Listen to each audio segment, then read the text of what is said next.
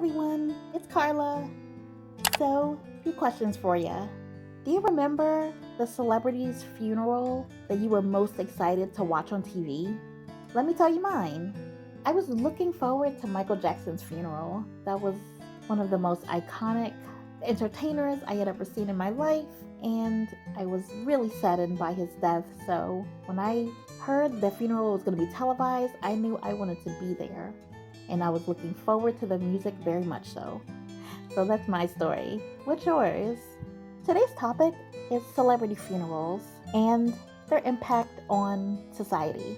So, a little bit about me. My name is Carla, channel Courageous Carla, where we talk about popular culture, past, present, and future through the viewpoints of a marginalized or oppressed population of individuals. We have a lot to talk about today, so let's get started in 3, 2, 1. Before we officially begin, I just wanted to pay my deepest respects and offer my sincerest condolences to the royal family of the United Kingdom.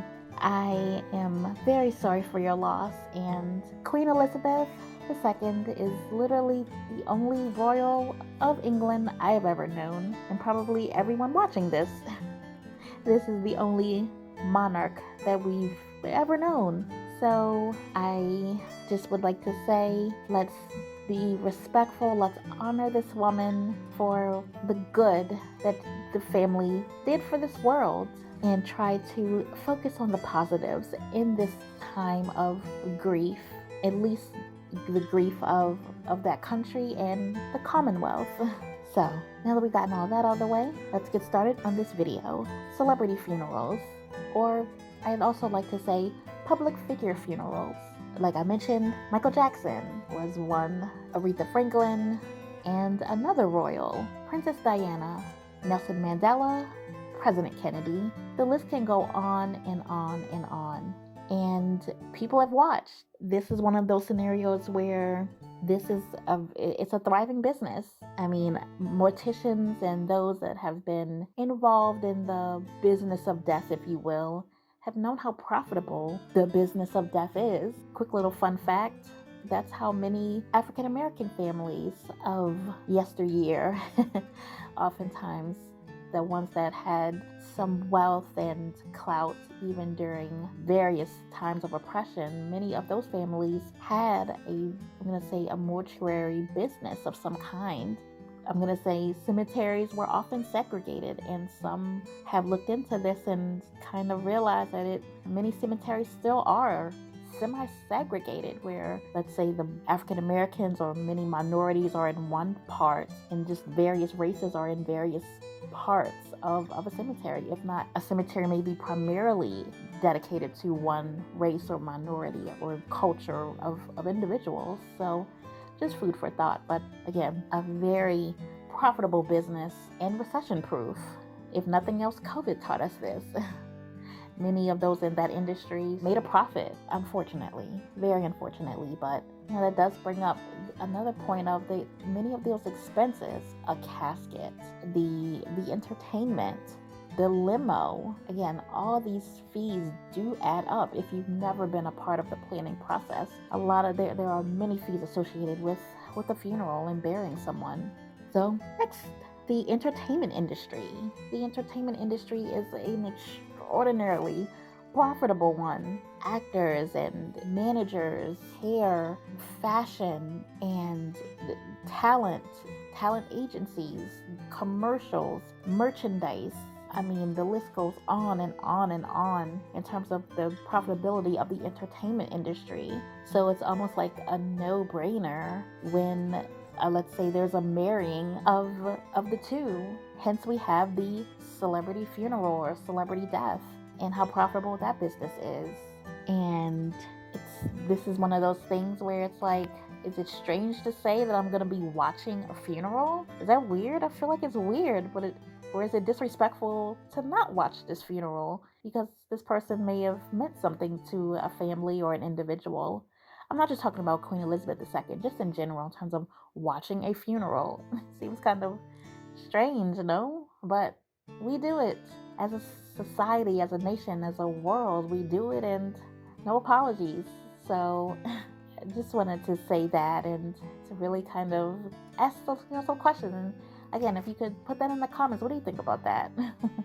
All right, so as I mentioned in my intro, I like to talk about these popular culture events through the viewpoint of an oppressed population or marginalized people. So in this video, one would think, who's oppressed? What are we talking about here? And I would say the common man, the common person is semi-marginalized in relation to the royal family. Most of us, normal common folk, will never have the fanfare. The pomp and circumstance will not be there for our funeral. Not on that level. Not on a celebrity level at all. And we have to find a way to be okay with that. I know that this society and culture is a very hustle-like culture and, flashy. Some cultures are. But, do we want that in death? Do we want that potential debt and burden to be passed down to someone to have to try and pay off? I don't know if I would. I don't think that I would. But I would like a place or a way for, let's say, my subscribers to my YouTube channel. And if you haven't done so already, please hit that subscribe button. But if something were to happen to me, I would like my subscribers and fans and whomever to be able to mourn me in some way or honor me. So yeah, it's interesting, isn't it? I would just like to park here and talk about our seniors. Really, everyone should have a will if you have anything, especially passed down to someone. But let's say the seniors, and when I say seniors, I'm gonna say over the age of 60. All seniors. This is just almost one of those plugs. Please, ladies and gentlemen, have a will. It's getting a lot better nowadays in terms of people being aware and conscious of how important they are, but especially in minority communities, it's not something that's a normal part of everyday life and conversations. So whether you're a man or a woman, especially to you fellas out there, please think about having a will to protect yourself and really your family and those that you want to potentially pass down things, or even if you have debt, it's good to have these things in place to figure out what's going to happen once you are no longer earthside, I'm going to say. Just to relieve that pressure and the tension within a family. There's a saying in the Black community at most funerals, most people are thinking, the family's fighting. We already know. So I would really like to see it where that's not a thing anymore. Let me sort of backtrack and say, it's a saying, the family's normally fighting about money or the potentiality of money. So, and I know that's applicable to many other cultures, creeds, ethnicities, etc., etc. So, get a will. It's one of those things it'll help more than hurt your loved ones. And that's ultimately what we all want to do, is protect our loved ones.